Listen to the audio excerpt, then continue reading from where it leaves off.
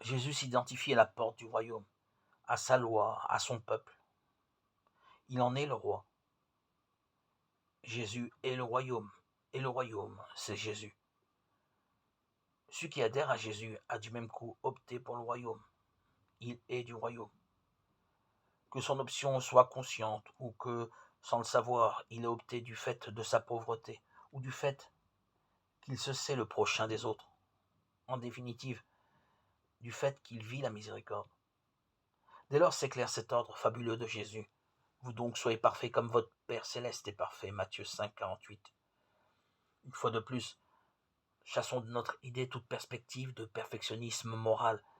Il ne s'agit pas pour Jésus de nous lancer sur une route faite d'héroïcité, sachant par définition qu'il nous est impossible de la parcourir, mais espérant que nous ferons néanmoins un bout de chemin. Il n'y aurait pas de plus grand mépris pour la parole de Dieu, une parole qu'il ne faudrait jamais prendre au pied de la lettre, qui n'aurait pas d'autre but en nous faisant miroiter quelques rêves insensés que de nous amener à un léger progrès qui ne changerait rien à notre être profond. Nous pensons au contraire que le soyez parfait comme votre Père est à prendre en toute rigueur de terme. À la lumière de l'analyse que nous venons de faire, cela se traduit par une double relation avec le Christ. Jésus nous dit en quelque sorte, si vous tentez d'accomplir la loi nouvelle qui est essentiellement changement du cœur, vous optez pour le royaume de la vraie joie.